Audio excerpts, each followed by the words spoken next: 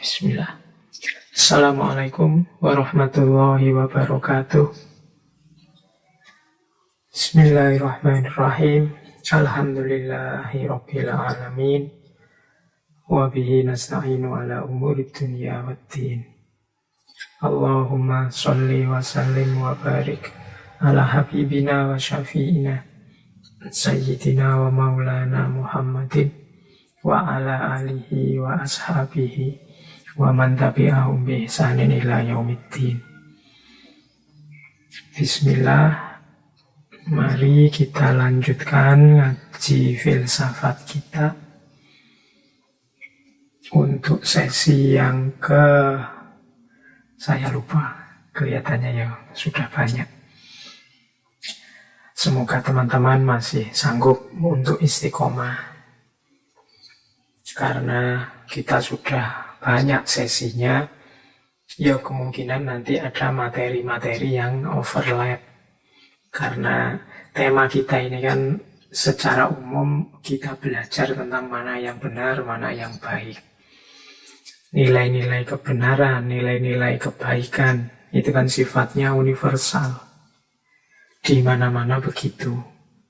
Jadi meskipun kita siasati dengan mengangkat tokoh-tokoh yang berbeda-beda, yang beragam, ya kemungkinan isi gagasannya sama, itu sangat besar. Makanya butuh kesabaran kita, keistiqomahan kita. Karena kalau kita tidak istiqomah, ya paling materi kayak gitu ya sudah pernah. Yang semacam ini sudah pernah. Gitu. Karena memang ya saya bilang tadi, nilai-nilai kebenaran, nilai-nilai kebaikan itu ya memang isinya sama. Nilai-nilainya sifatnya universal. Oke, tapi tetap mari kita istiqomah. Semoga nanti kita dapat barokahnya ilmu, insya Allah. Oke, ya meskipun saya bilang tadi ngaji ini kan selalu saya siasati, kita ganti-ganti tokoh, saya sampaikan ini dari tokoh siapa, dari siapa. Itu pun tokoh-tokoh menurut saya. Apakah tokoh-tokoh yang saya jelaskan itu memang begitu gagasannya? Ya mungkin ada yang tidak pas, ada yang tidak cocok, atau ada teman yang lain yang punya pendapat berbeda tentang tokoh itu. Ya monggo saja semuanya untuk memperkaya wawasan kita. Kalau wawasannya sudah luas, diharapkan nanti mengimbas pada kualitas hidup kita. Baik, malam hari ini kita ada di sesi pengalaman keagamaan. Minggu ini kita lanjutkan obrolan kita minggu yang lalu. Malam hari ini kita fokus pada tema kematangan beragama atau religious maturity. Ini tema juga masih ada di wilayah psikologi agama. Jadi bagaimana kita beragama secara matang, secara dewasa. Ya diakui atau tidak, selama ini banyak di antara kita yang keberagamaannya hanya keberagamaan yang kurang dewasa. Kurang dewasa itu mungkin hanya ikut-ikutan saja, mungkin beragama dengan tidak hati-hati, mungkin beragama menjalankan agama dengan tidak tanggung jawab, dan lain sebagainya. Itu kan ciri-cirinya orang dewasa, orang yang matang, itu kan seperti yang saya sebut tadi. Jadi malam hari ini kita belajar bagaimana kita jadi seorang yang beragama secara serius dan bertanggung jawab. Beragama secara dewasa. Baik, kita mulai. Bismillahirrahmanirrahim. Kita belajar sekarang religious maturity atau kematangan beragama. Saya awali dari satu slide. Sebuah quote dari seorang novelis namanya Lawana Blackwell. Dia punya quote populer sekali, "Age is no guarantee of maturity." Umur itu bukan garansi kematangan, kedewasaan. Jadi kalau saya bicara religious maturity, kedewasaan beragama, kematangan beragama, Ini tidak ada hubungannya sama umur ya. Teman-teman yang malam hari ini mendengarkan ngaji mungkin sebagian besar lebih muda dari saya. Tapi saya tidak jamin saya lebih matang dari kalian. Tidak ada hubungannya sama umur. Jadi kedewasaan itu ada dalam sikap dan perilaku. Banyak orang yang umurnya banyak, umurnya sudah mungkin kepala 4, 5, 6, 7, 8, 9, tapi perilakunya masih seperti manusia yang kepala 0, kepala 1, kepala 2, masih kekanak-kanakan, masih belum dewasa. Kalau teman-teman belajar psikologi, itu biasanya ciri pribadi yang dewasa, pribadi yang matang itu ada beberapa. Di malam hari ini saya bawa satu teori tentang pribadi yang matang itu misalnya begini. Kepribadian yang dewasa, yang matang itu pertama-tama cirinya adalah sadar diri dan tahu diri. Ini orang dewasa. Sadar diri itu ngerti posisinya. Tahu diri itu berarti bisa menempatkan diri sesuai posisinya. Itu orang dewasa. Oh, aku di sini ini tamu. Oh, aku malam hari ini dipercaya teman-teman untuk menyampaikan sesuatu yang menurut kita penting. Maka saya harus begini. Itu sadar diri dan tahu diri. Oh, saya ini mahasiswa. Berarti sikapku harus begini. Itu sadar diri dan tahu diri. Di antara cirinya orang dewasa. Jadi kalau kalian ingin dewasa dalam hidup, pertama-tama memang harus sadar diri dan tahu diri. Makanya sejak kemarin-kemarin di banyak sesi, saya selalu menekankan, mbok ya teman-teman itu refleksi diri, mbok ya teman-teman itu merenung, muhasabah, mbok ya teman-teman itu introspeksi dan lain-lain. Ini dalam rangka biar kita semakin matang, semakin dewasa. Jadi sadar diri dan tahu diri. Siapa aku? Aku ini posisinya apa dalam hidup? Kalau di rumah sebagai apa? Kalau di sekolah, di kampus sebagai apa? Kalau di tengah masyarakat sebagai apa? Apa yang harus aku perankan? Dan apa yang jangan aku lakukan? Nah, itu ciri pribadi yang sudah dewasa, sudah matang. Ciri kedua orang dewasa itu mampu menahan diri. Jadi orang dewasa itu tidak gerusa-gerusu. Apa bahasa Indonesia gerusa-gerusu itu? Tidak sembrono. Jadi tidak apa-apa, pokoknya ingin, pokoknya karep terus dilampiaskan. Jadi punya rem yang pakem. Nah, itu cirinya orang dewasa. Jadi ngerti apa yang harus dia lakukan, kemudian timingnya kapan itu harus dilakukan. Kalau belum waktunya ya jangan dilakukan dulu. Nah, itu namanya mampu menahan diri. Tidak mentang-mentang mainan HP itu enak terus sehari main HP terus yang lain nggak dipikir. Nah, kalau orang dewasa mampu ngerem. Oh, iyalah HP itu enak, nyaman dipakai. Tapi aku nggak terus-terusan lah main HP. Ada waktunya. Tidak mentang-mentang jalan-jalan sepedaan itu menyehatkan, terus ngajak sepedaan, terus tidak mengukur dirinya, itu berarti tidak mampu menahan diri. Ngerti timing yang pas. Kapan harus dilakukan, kapan istirahat dulu, kapan dilakukan lagi, mampu menahan diri. Kalau ngerti dirinya, misalnya punya sakit ini yang tidak boleh makan itu, nah itu mampu menahan diri. Aku tidak makan itu dulu karena aku ini lagi sakit. Tubuh ini kan juga amanatnya Allah untuk aku jaga. Maka aku tidak makan gitu. Itu menahan diri. Biasanya yang mampu semacam ini orang yang sudah dewasa, orang yang sudah matang. Kalau yang anak-anak atau yang mentalnya kekanak-kanakan kan biasanya susah. Karepe yo karepe. Nek ndak keturutan terus ngamuk-ngamuk. Nah, itu kurang dewasa. Kemudian yang ketiga ada juga yang bilang ya orang dewasa itu biasanya empatik. Empatik itu kalau berhadapan dengan orang lain mampu mengedepankan rasa. Empati itu kalau dalam filsafat kadang disebut transposisi. Memposisikan dirimu di posisinya orang lain.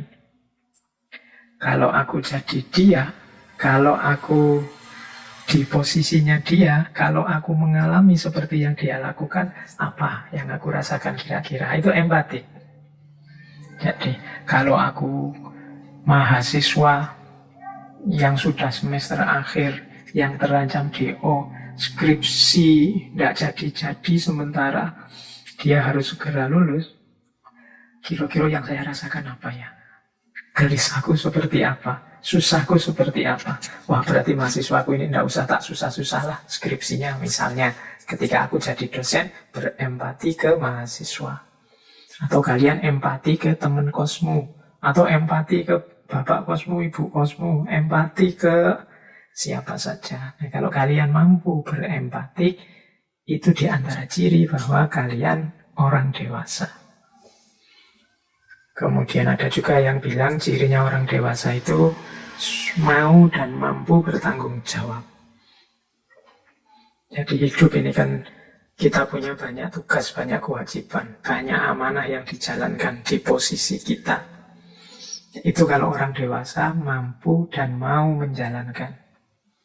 Kemudian buktinya tanggung jawab juga siap menerima dan menanggung apapun resiko dari yang sudah dijalankan. Itu namanya sudah dewasa.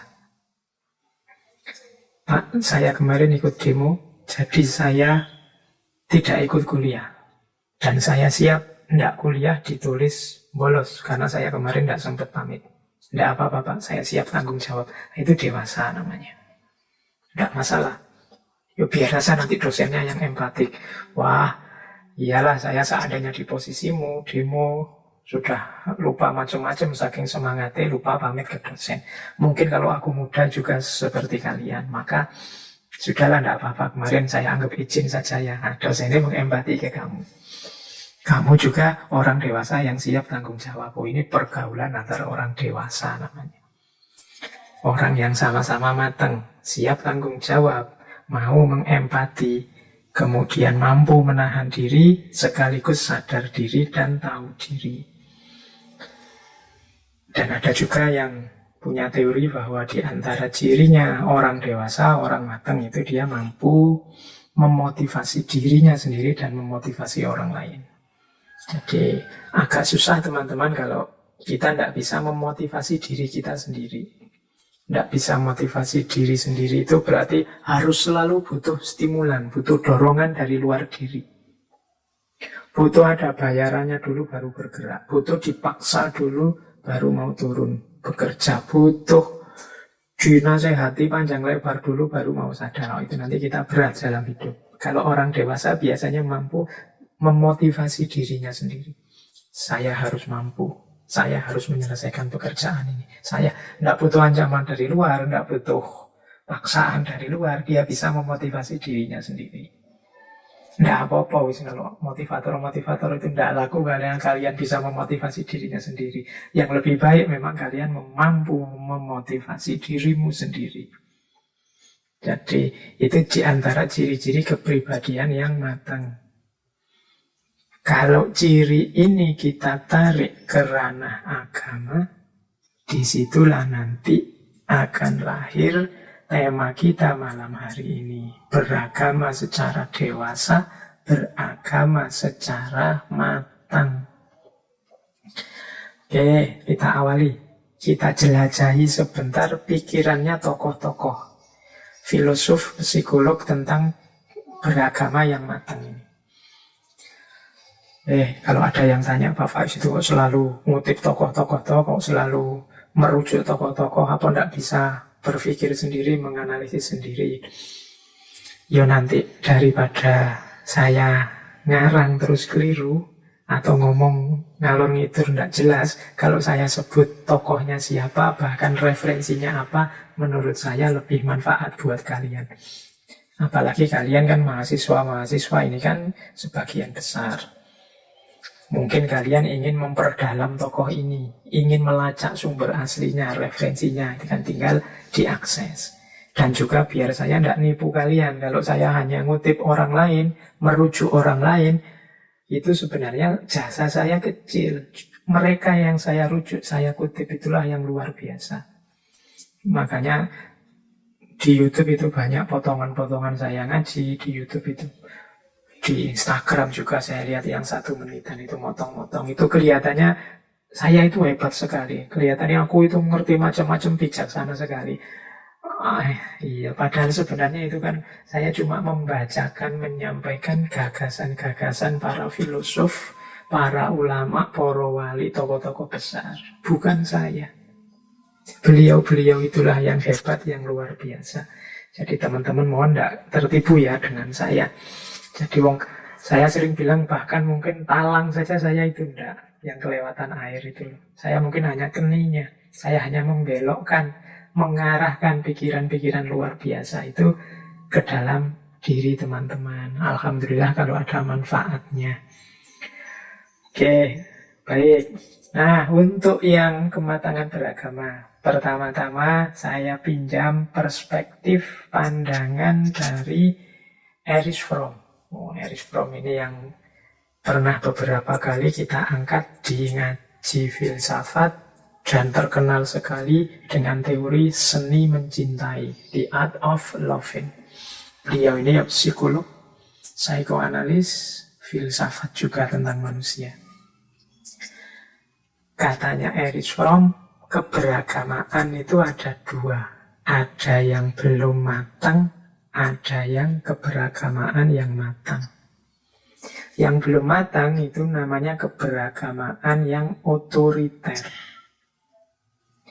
Cirinya apa keberagamaan otoriter itu? Keberagaman yang hasil paksaan dari luar. Diperoleh dari luar, dipaksakan ke dalam diri. Jadi ini beragama, mungkin bahasa lainnya secara tidak sadar. Karena diperintah, dipaksa, diancam-ancam, terus akhirnya orang menjalani aturan agama. Berarti dia belum sadar. Ya sadar aja belum, apalagi matang. Hanya terpaksa. Kalau boleh tidak menjalankan itu lebih senang. Nah itu berarti masih belum matang. Belum ngerti di mana peran manfaat agama dalam hidupmu. Makanya yang belum matang ini kadang-kadang ninggal aturan, ninggal ajaran agama itu mudah. Nggak sholat, alhamdulillah saya ada lupa sholat tadi, lumayan lah. Lupa kan nggak ada hukumnya itu. Jadi rasanya sholat itu kayak kepeksa. Hanya terpaksa. Seakan-akan agama itu jadi tiran dalam dirimu. Agama jadi beban dalam hidupmu. Lagi enak-enaknya ngobrol kok ya adzan loh. Wah itu agama jadi beban dalam hidupmu. Lagi santai-santai gini loh. Besok waktunya harusnya senang-senang malah disuruh puasa. Nah itu agama itu jadi beban luar biasa dalam dirimu. Jadi padahal kehadiran agama kan tidak itu sebenarnya. Agama justru akan meringankanmu, memudahkanmu mengelola hidup secara horizontal maupun secara vertikal. Sebagai khalifatullah fil ard maupun sebagai hambanya Allah. Jadi agama harusnya membahagiakanmu, menyenangkanmu, memudahkan hidupmu. Kalau rasanya masih jadi beban, kamu merasa diotoriteri oleh agama, ya berarti memang keberagamaan kita belum matang. Nah, lawannya adalah keberagamaan yang humanis. Jadi keberagamaan yang manusiawi. Ini yang menurut Erich Fromm termasuk keberagamaan yang matang. Jadi munculnya dari kesadaran kita yang terdalam. Kebutuhan kita, kerinduan kita akan agama dan nilai-nilainya. Kita merasa bahwa kemanusiaan kita, kemudian tugas kehambaan kita dimudahkan oleh adanya agama. Kita sadar bahwa kita butuh agama. Jadi kita tidak merasa dibebani oleh agama, tapi kita merasa dimudahkan oleh agama. Baik dalam tugas sebagai manusia maupun dalam menjalankan tugas sebagai hambanya Allah. Nah ini ciri keberagamaan yang matang. Ini teorinya Erich Fromm. Ada keberagamaan otoriter, ada keberagamaan yang humanis. Yang humanis inilah yang disebut keberagamaan yang matang. Oke, saatnya introspeksi. Berarti sekarang saya selama ini agama itu jadi beban, apa jadi unsur yang meringankan hidup kita. Terus yang selanjutnya, Ini saya ambil dari tokoh lain. Namanya Gordon Allport. Gordon Allport ini juga punya teori tentang kematangan beragama. Kematangan beragama itu karakter watak seseorang dalam menjalankan agamanya. Nah, katanya Gordon Allport, cirinya kematangan beragama itu ada 6. Jadi, ciri-ciri orang yang agamanya matang itu ada 6. Yang pertama, well differentiated and self-critical. Yang kedua, motivational force. Yang ketiga, moral konsistensi. Yang keempat, comprehensiveness. Yang kelima, integral. Dan yang keenam, heuristic. Nah, ini 6 ya. Saya jelaskan satu-satu, pelan-pelan saja. Karena kalau cepat-cepat nanti kelewat. Mending materinya sedikit tapi masuk, kita jelaskan pelan-pelan daripada saya ngomongnya cepat-cepat tapi terus teman-teman tidak dapat apa-apa. Oke, dari 6 ini saya urut dari yang kedua, karena penjelasan yang pertama agak panjang, saya jelaskan nanti terakhir. Jadi agama itu matang kalau kita memposisikan agama pertama sebagai motivational force.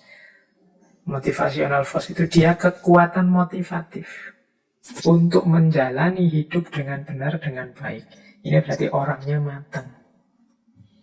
Jadi tadi kan di depan saya sebut di antara cirinya orang dewasa itu mampu memotivasi dirinya sendiri. Nah, di antara orang yang beragama dengan matang itu agama jadi kekuatan motivator.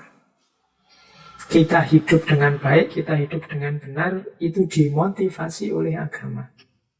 Agamalah yang bimbing dan nuntun kita sehingga kita hidup dengan baik dan benar.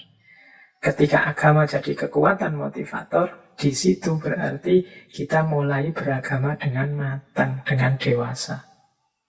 Jadi agama tidak jadi sumber konflik, tidak jadi sumber beban hidup kita, tidak jadi sumber kegelisahan hidup, tapi dia adalah motivator dalam hidup kita. Nah, itu yang pertama. Jadi kalau agama sudah bisa memotivasi kita untuk menjalankan kebaikan, kita mulai dewasa dalam beragama. Terus keberagamaan kita matang kalau agama kita jalankan dengan membuahkan namanya moral konsistensi. Moral konsistensi ini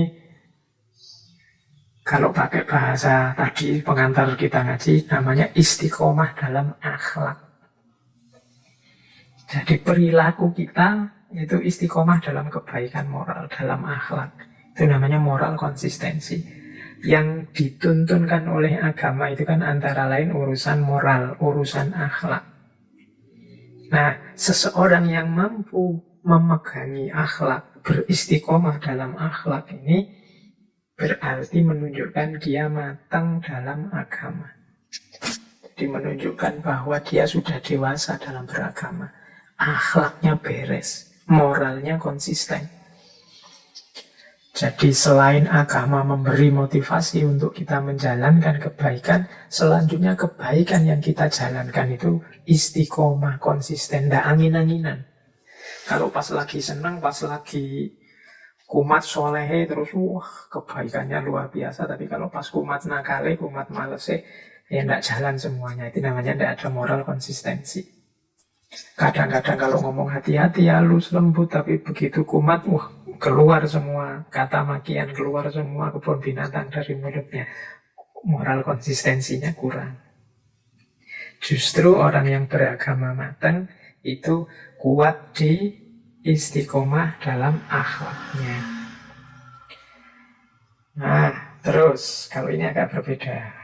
Orang yang beragamanya matang itu komprehensif dalam memahami sesuatu. Komprehensif itu tidak sempit, tidak mengklaim dirinya sendiri satu-satunya yang paling benar, paling baik. Tapi komprehensif itu meluas. Jadi pikirannya terbuka, melihat macam-macam, semuanya dilihat secara utuh. Itu namanya komprehensif.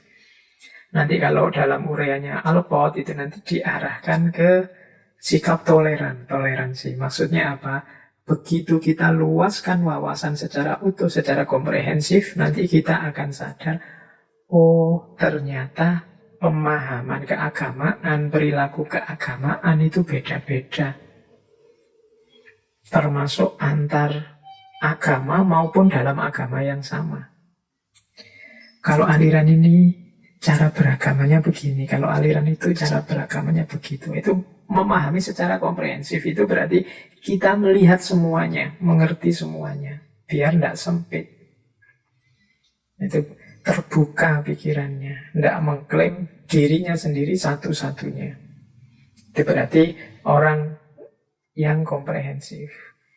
Beragama secara dewasa itu berarti juga menerima dan mempertimbangkan kehadiran yang lain. Jadi hidup yang membaca juga yang lain-lain, tidak hanya ngurusi dirinya sendiri. Itu prinsip komprehensif. Kemudian ada integral. Integral ini maksudnya nilai-nilai agama itu hidup sepenuhnya di dalam diri, tidak konflik. Integral, masuk semua.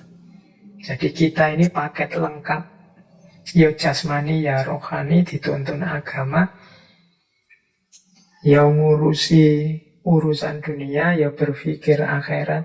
Itu namanya integral, utuh, kepribadiannya menyatu.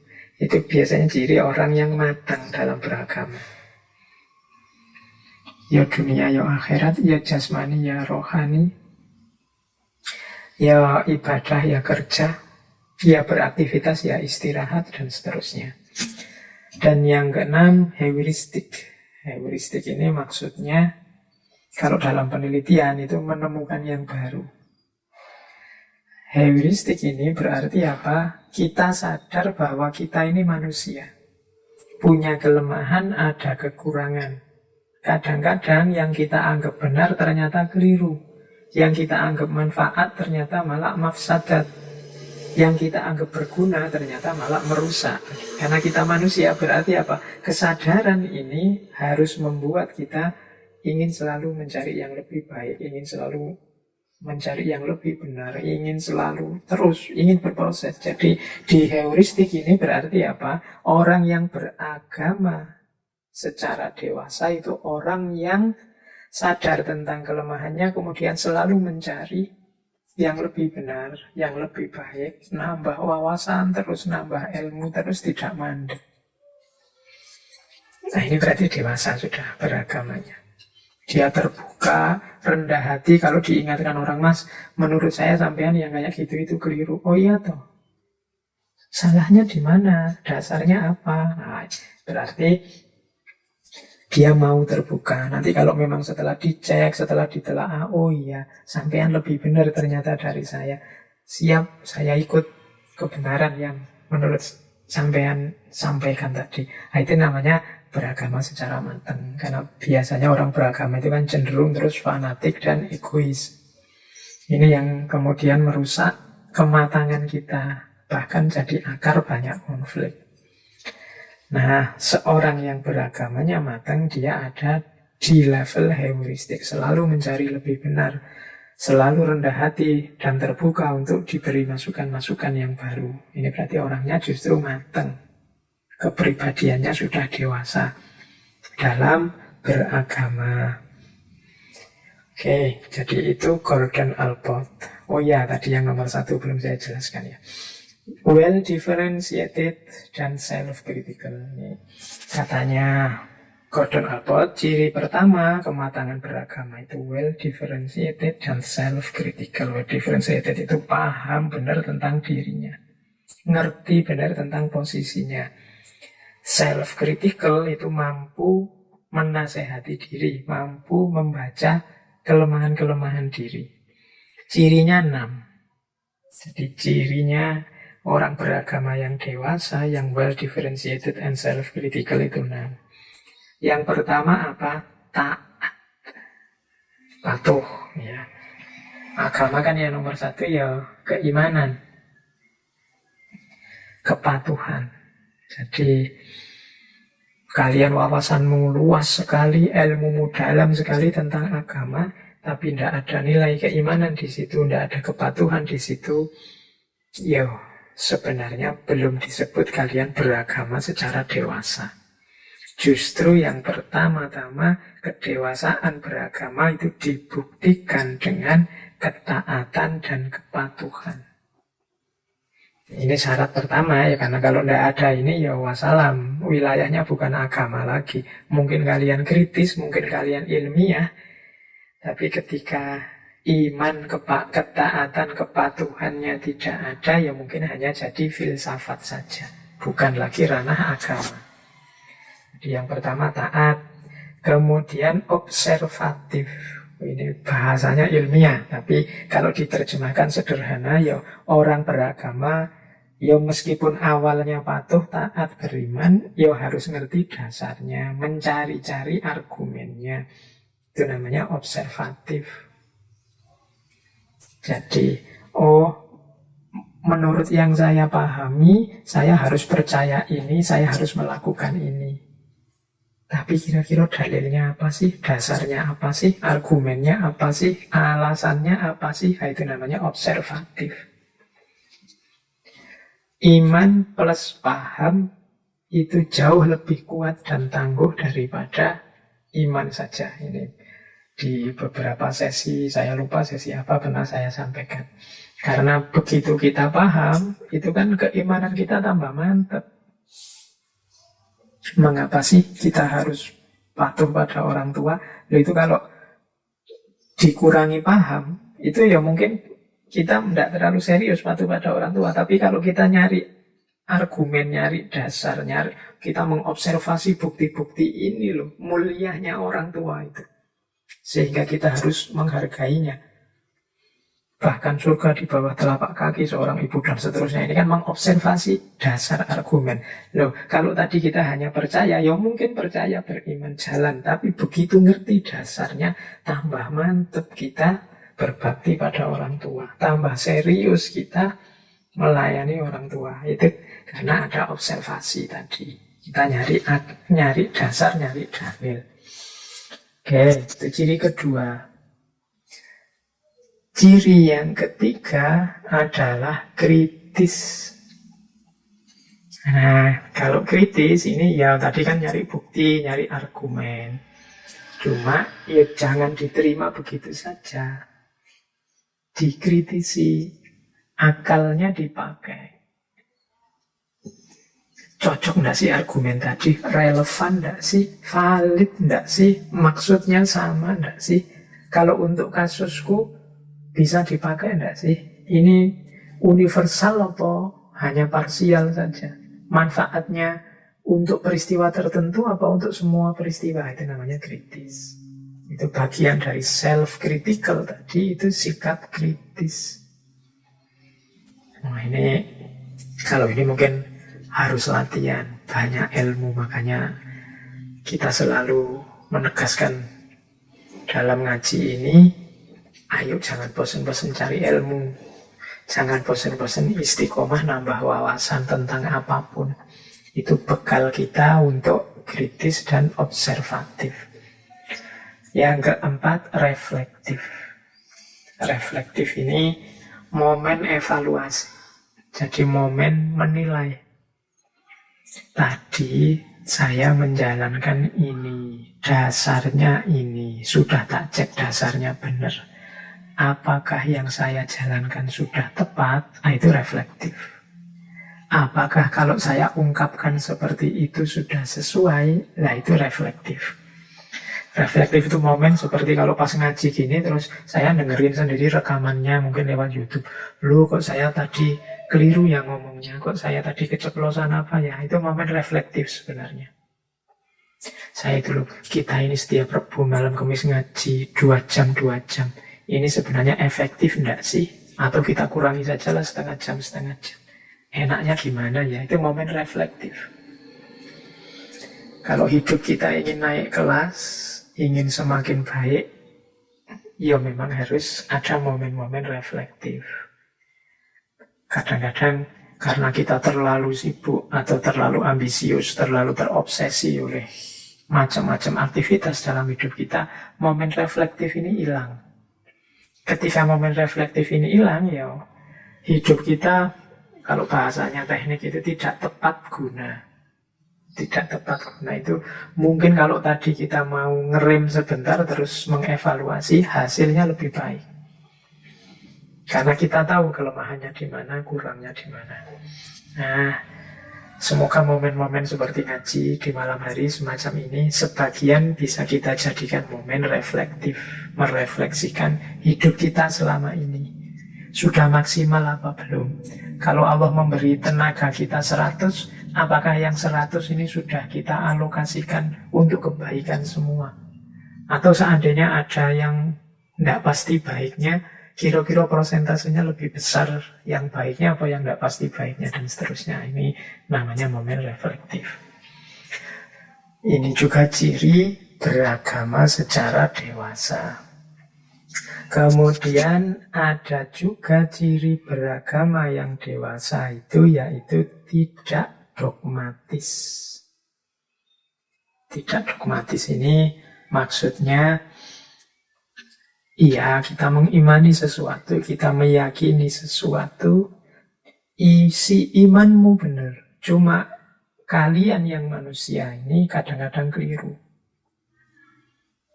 Jadi tidak dogmatis itu tidak matok dogma. Itu nyambung dengan ciri selanjutnya, tidak fanatik. Tidak fanatik itu tidak matok sikap, matok perilaku. Jadi tidak dogmatis dan tidak fanatik itu diawali dari tadi kesadaran yang kritis bahwa aku bisa saja salah, aku bisa saja keliru. Al-Quran pasti baik, pasti benar. Tapi pemahamanku terhadap Al-Quran bisa keliru. Karena aku ini manusia, ada nafsunya, ada hasratnya, ada ambisinya. Maka beriman ya, tapi harus selalu kritis. Kita evaluasi terus, jangan-jangan sikap keimananku ini keliru. Tidak fanatik berarti ya tidak berhenti di situ terus. Coba dievaluasi, aku ini semacam ini benar enggak sih? Aku ini ikut saja apa kata tokoh ini, cocok enggak sih? Aku ini mati-matian membela aliran ini, relevan enggak sih? Nah, itu namanya kritis. Ini berarti beragama secara dewasa. Jadi mengkritisi itu bukan berarti kemudian terus, wah berarti mau ganti aliran nih Pak, mau ganti ajaran. Enggak. Tapi terbuka, siap kalau ada masukan-masukan, wawasan-wawasan baru yang memang buktinya kuat bahwa yang kemarin saya salah, ya saya siap berubah. Ini orang dewasa.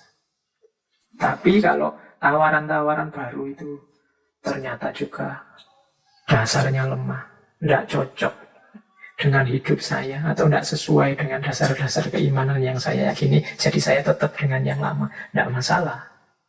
Yang tidak boleh itu hidup mati, harga mati, right or wrong harus ini. Itu namanya dogmatis dan fanatik. Cirinya orang dewasa itu terbuka, mau menerima masukan dan siap berubah kalau memang harus berubah. Mau mengakui salah kalau memang terbukti yang kemarin-kemarin saya melakukan kesalahan.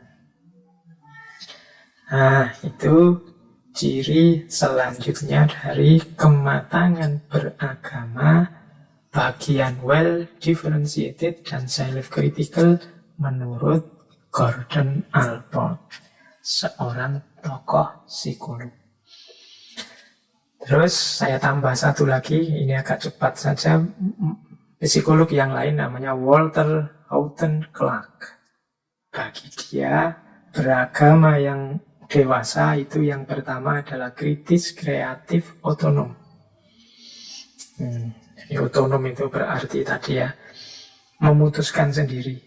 Tidak hanya fanatik pada orang lain atau pada lembaga tertentu, tapi juga kritis. Ini sudah dijelaskan di depan. Yang kedua, memperluas perhatian terhadap hal-hal di luar diri. Ini sama dengan tadi ya, comprehensiveness. Jadi tidak hanya egois mikir dirinya, yang dilihat cuma dirinya, yang dianggap benar cuma dirinya, tapi meluaskan perspektif ke yang lain. Ini berarti orangnya dewasa.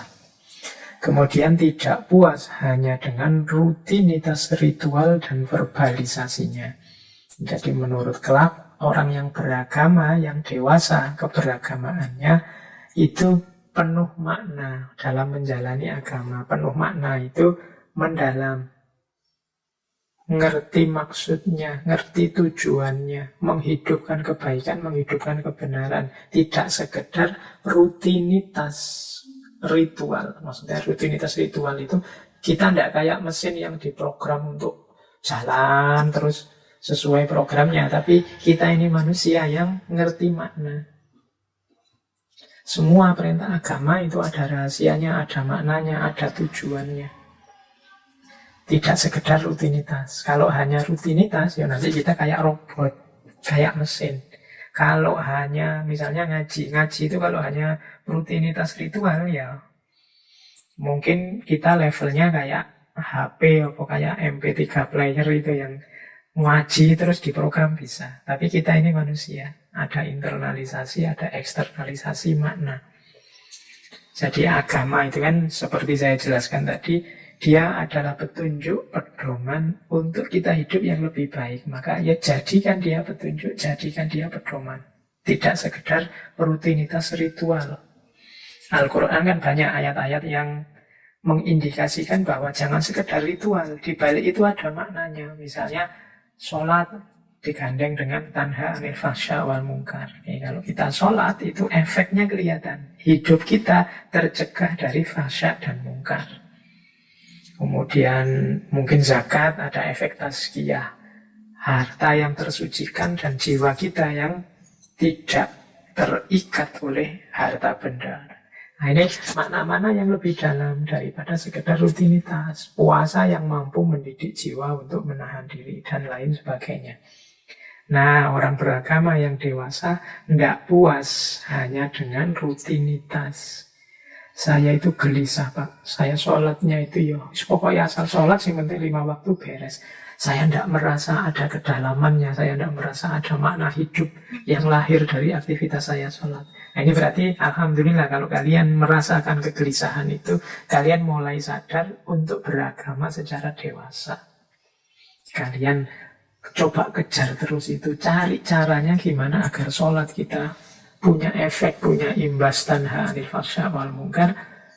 Kejar maknanya sehingga ada efeknya, tidak sekedar ritual. Belajar terus, berusaha terus, riyadhah mujahadah terus.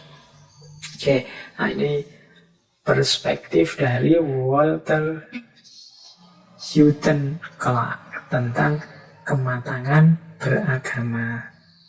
Oke, itu jadi beberapa tokoh sudah kita jelajahi. Ada Erich Fromm, ada Gordon Allport, kemudian ada Walter Hutton Clark. Ya sebenarnya masih banyak tokoh-tokoh lain, cuma kita cukupkan menjelajahi tokoh-tokoh. Sekarang kita lihat apa yang mempengaruhi kematangan beragama kita.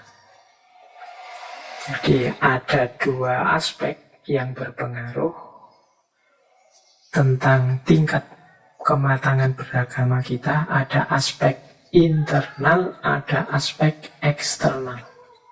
Jadi kalau kita ingin matang dalam beragama, perhatikan 2 aspek ini. Ayo dibereskan dulu 2 aspek ini. Yang pertama apa? Yang internal adalah daya serap kita terhadap nilai-nilai keagamaan. Daya serap itu mungkin hubungannya dengan ketekunan, hubungannya dengan kecerdasan, hubungannya dengan kesungguhan, kemauan, keterbukaan pikiran. Ini penting. Tadi di depan beberapa kali disebut di antara cirinya orang yang matang beragama itu pikirannya terbuka menerima masukan. Kalau tertutup ya memang tidak bisa menyerap apa-apa lagi. Jadi daya paham kita, daya keterbukaan pikiran kita terhadap nilai-nilai keagamaan. Di situ ada kata-kata tingkat, karena ada pandangan kecerdasan orang, kemampuan orang menyerap nilai-nilai agama itu beda-beda. Kalau Ibnu Rus misalnya menyebut, ya ada orang itu levelnya khotobiyun, yang diceramai, dituntun, dibimbing terus step by step, pelan-pelan. Karena memang daya tangkapnya agak lemah, perlu diulang-ulang, perlu. Ini kalau di Ibnu Rus disebut khotobiyun.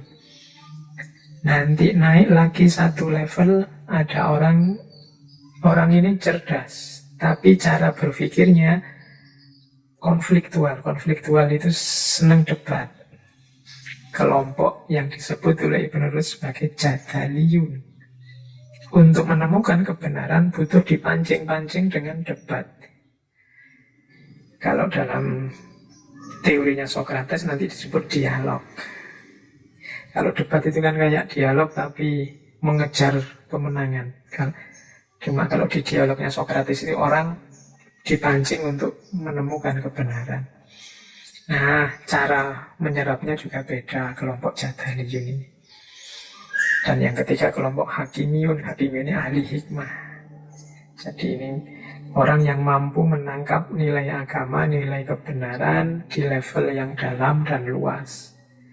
Oke, itu internal mempengaruhi. Jadi teman-teman yang ingin matang keberagamaannya, pertama-tama pahami diri sendiri dulu, kapasitasmu dan kemampuanmu sejauh mana.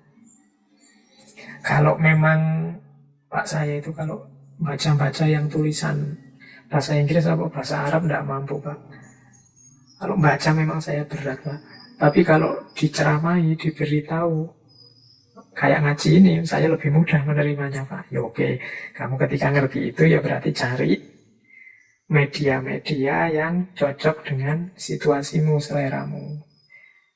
Ada yang saya tidak bisa, Pak, kalau rame-rame kayak ngaji gini, pakai suara saya tidak bisa. Saya bisa nih di kamar sendirian, baca buku. Oke, pakai cara itu. Ini mempengaruhi. Karena kalau kalian tidak menempuh jalan menuju kematangan beragama ini, yo, kamu tidak akan matang-matang. Dimulai dari internal dirinya sendiri. Terus yang kedua, pemaknaan terhadap ajaran agama. Pemaknaan terhadap ajaran agama ini maksudnya sejauh mana posisinya agama dalam hidupmu. Jadi bagi saya agama itu penting loh, Pak. Mungkin ada, bagi saya agama itu hanya tempelan saja kok, Pak, pelengkap saja. Oh, bagi saya agama itu, nah, ini penting, pemaknaanmu terhadap ajaran agama secara umum itu. Kemudian juga bisa pemaknaan perajaran. Islam itu menurut saya, Pak, intinya adalah pengendalian diri. Nah, kalau saya, Pak, Islam itu intinya kepasrahan. Wah, kalau saya, Pak, Islam itu intinya kepatuhan. Nah, monggo. Itu menentukan nanti kedewasaanmu beragama, pemaknaanmu terhadap agama. Yang pastinya setiap orang beda-beda. Saya yang banyak baca buku filsafat, mungkin dengan teman yang banyak mendalami tasawuf, atau teman yang lain yang mendalami fikih, itu cara memaknai agamanya beda-beda. Sehingga jenis kematangannya juga beda-beda. Dan yang ketiga, pengaruh internal juga adalah kematangan emosi. Susah kita sampai puncak kematangan beragama kalau emosinya belum terkelola dengan baik. Tadi di depan saya menjelaskan ciri-ciri orang dewasa. Nah, itu sebenarnya berhubungan dengan kematangan emosi. Orang bisa beragama secara dewasa, secara matang, kalau individunya sendiri, dirinya sendiri sudah dewasa dan matang. Kalau dia masih kekanak-kanakan, masih dicengkram oleh nafsu, masih dikendalikan oleh ambisi dan kepentingan, ya agak susah untuk menjalani laku beragama yang dewasa. Jadi ada pengaruh internal. Jadi perhatikan tiga ini nanti berpengaruh. Jadi kapasitas daya serap kita terhadap agama, kemudian positioning pemaknaan kita terhadap ajaran agama, dan yang ketiga kematangan emosi kita. Kalau untuk yang faktor eksternal, nah ini saya tidak perlu menjelaskan, ya pasti saja kematangan beragama kita tergantung pada keluarga, lingkungan, masyarakat, yang dari mereka lah transfer dan masukan-masukan keagamaan masuk ke dalam diri kita. Diakui atau tidak, keberagamaan kita paling awal ditanamkan di rumah dan di lingkungan masyarakat sekeliling kita. Jadi cara beragamamu hari ini itu sebenarnya pengaruh lingkunganmu. Lingkungan paling kecil ya keluarga. Maka ini penting juga diperhatikan aspek eksternalnya. Makanya dulu waktu kita pernah melakukan kajian tentang seorang filosof dari Cina yang namanya Mengzi. Coba dicari di rekamannya waktu kita mengkaji Mengzi. Bagaimana susah payahnya ibunya untuk membentuk kepribadian seorang Mengzi. Jadi ibunya bahkan sampai pindah tempat 3 kali biar anaknya mendapat lingkungan yang baik. Jadi pertama-tama ibunya pindah ke daerah dekat pemakaman. Nah, karena lingkungannya pemakaman, Mengzi ini waktu kecil lihat upacara pemakaman, lihat orang nangis-nangis, lihat orang sedih, lihat orang putus asa. Nah, dia niru aktivitas-aktivitas yang ada di pemakaman. Wong anak kecil ya mudah niru. Akhirnya ibunya, wah ini kalau lama-lama di sini terus, ini mesti kepribadiannya kepribadian yang tidak sehat. Ini kepribadian yang pesimis, kepribadian yang serba depresi, serba putus asa. Terus ibunya pindah lagi, kebetulan dapat rumah baru dekat pasar. Nah, di pasar itu kan tempatnya orang transaksi, nyari keuntungan, ambisi, jual beli, dan macam-macam. Nah, Mengzi ini ya karena rumahnya dekat pasar, dia banyak niru berperilaku, ya perilakunya orang-orang pasar. Mungkin omongannya, mungkin trik-triknya, dan lain sebagainya. Ibunya khawatir lagi, wah ini kalau lama-lama kayak gini, anakku mentalnya bisa rusak juga ini. Kemudian pindah lagi, dan yang ketiga pindahnya ke dekat sekolahan. Nah, dekat sekolahan ini diharapkan lingkungan sekolah yang aura dan isinya serba ilmu berpengaruh terhadap anaknya. Jadilah terus pindah ke dekat sekolahan itu untuk seterusnya. Itu pun Mengzi karena mungkin karena masih anak-anak ya, seringkali sekolah itu dia bolos. Nah, ini lingkungan keluarga juga terus penting. Jadi satu ketika dia bolos pulang ke rumah. Ibunya tanya, lu nak kok pulang? Sekolahnya kan harusnya sampai siang. Kamu pagi-pagi kok pulang? Ini ibunya ini sedang menenun kain. Wah, mungkin karena malas-malas cari alasan, dia bilang, wah saya sangat rindu dengan ibu. Itu, saya tidak tahu ini alasan apa aslinya. Mungkin khawatir dimarahi. Ibunya Mengzi terus diam saja, terus ngambil pisau. Nah, setelah itu dia potong-potong benang yang ditenun itu tepat di depannya Mengzi. Kemudian ibunya bilang, nak, kita ini orang miskin. Itulah kenapa saya kerja keras dengan menenun. Nah, engkau bolos sekolah itu seperti saya motong benang tenun ini. Kalau engkau tidak serius sekolah, ya hidupmu akan seperti benang yang sudah terpotong-potong ini. Tidak ada gunanya. Nah, itu nasihatnya ibunya Mengzi. Nanti dia akan lahir jadi tokoh besar yang luar biasa dalam tradisi filsafat Cina. Nah, kematangan kita berarti beragama. Kalau dari cerita tadi kan kelihatan keluarganya penting, lingkungan sekitarnya penting. Berarti selain kita ngopeni internal kita bareng-bareng harus juga ngopeni dunia di sekeliling kita, lingkungan kita, masyarakat kita. Kalau masyarakatnya rusak, berat sekali kita membentuk jiwa kepribadian, keagamaan yang baik dan matang. Oke, kita lanjutkan. Nah, kalau tadi pengaruhnya, sekarang kita lihat ranah-ranah kematangan beragama. Ranah itu wilayah apa saja yang harus kita jalankan secara matang, secara dewasa. Jadi beragama itu, kalau di yang saya bawa ini ada 7 ranah. Yang ini harus kita jalani secara serius, jalani secara matang. Jadi ada 7 wilayah. Jadi bagi yang ingin beragama serius, kalau dalam bahasa Islam, fisil mikafah, seutuhnya dan matang, penuhi 7 hal ini. Yang pertama apa? Doktrinal. Doktrinal itu berarti keyakinan keimanan, kredo keimanan kita, itu namanya doktrinal. Syahadat itu doktrinal. Saya yakin bahwa Allah satu-satunya Tuhan. Tidak ada Tuhan selain Dia, itu doktrinal. Bahwa Nabi Muhammad adalah Rasulnya. Nah, itu namanya doktrinal keyakinan.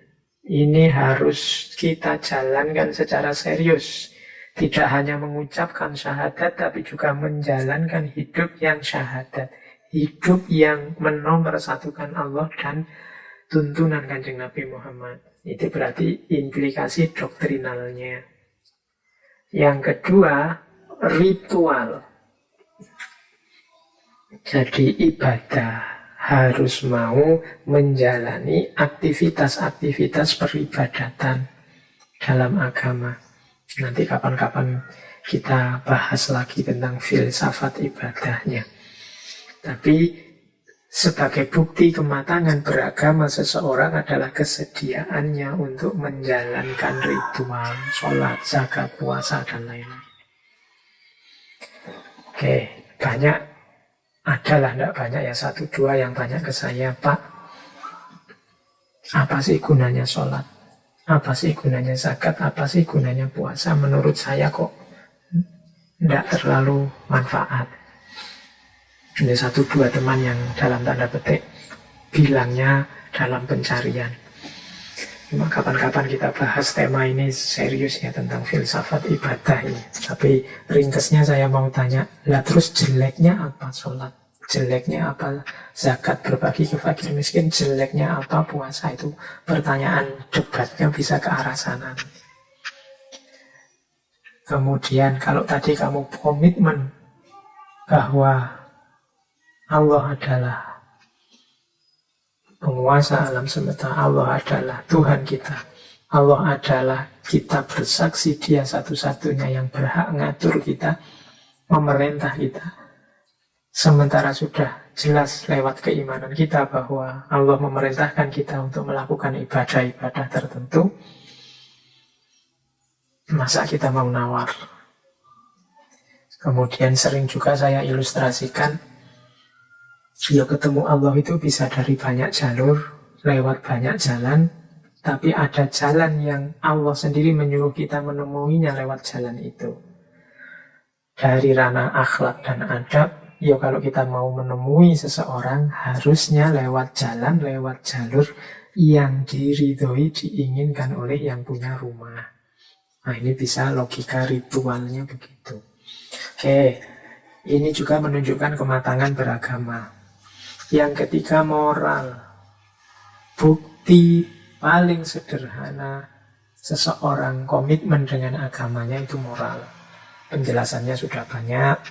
Saya tidak akan berpanjang lebar kalau tentang moral ini ya. Akhlak, adab itu kunci tegaknya agama.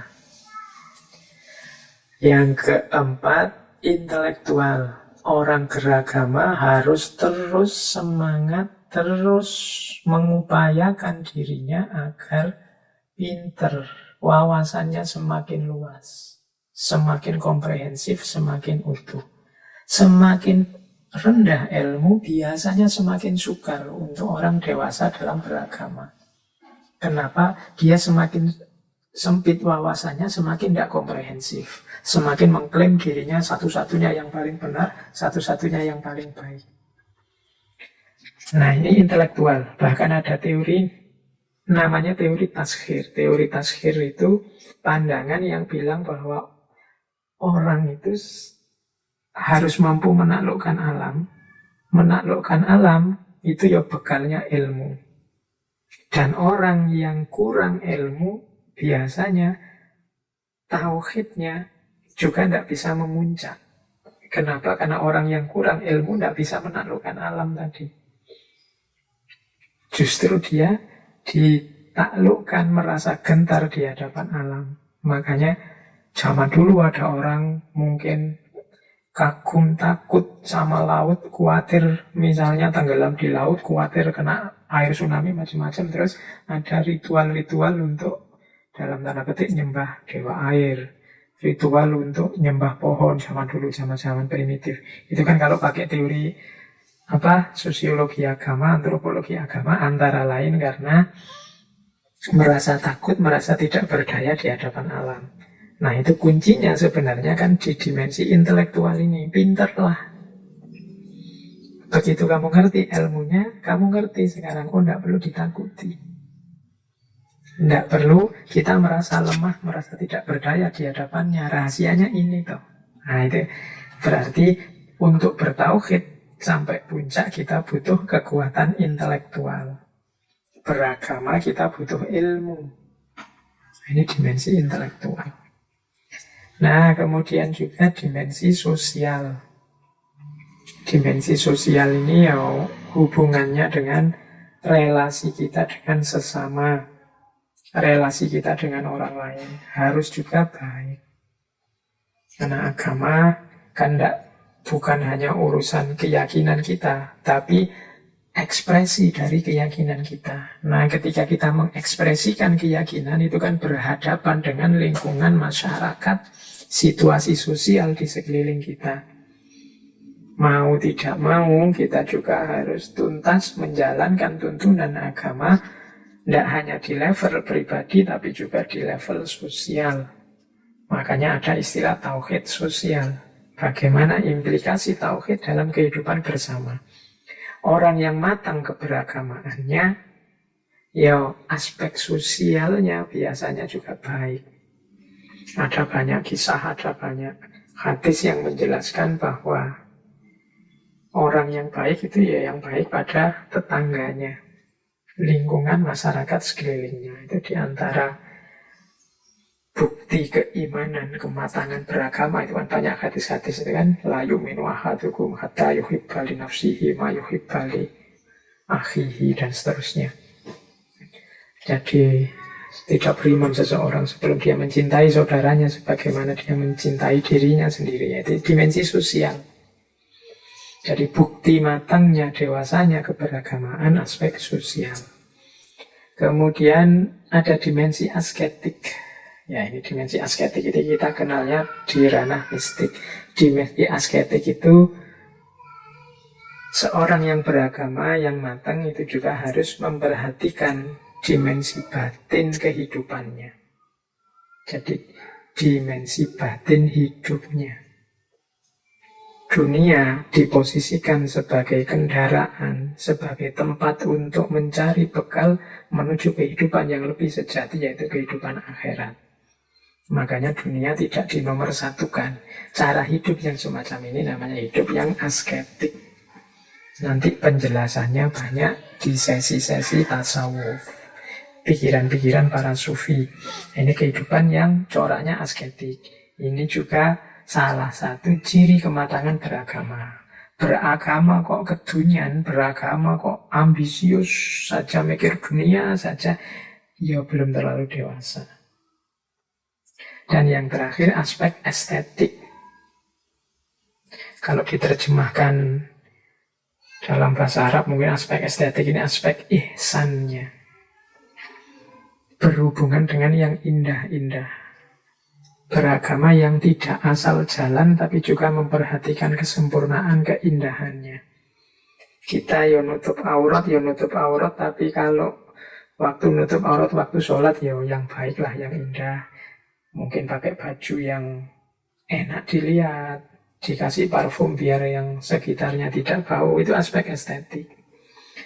Baca sholawat ya baca sholawat, tapi untuk lebih indah ya pakai nada-nada yang nyaman didengar, dengan suara yang enak, lembut, dan seterusnya. Itu aspek estetik. Memberi orang sodako ya sodako, tapi cara memberinya mbok ya yang indah. Kalau dalam Al-Quran ada orang sodako dengan cara yang tidak indah kan disindir.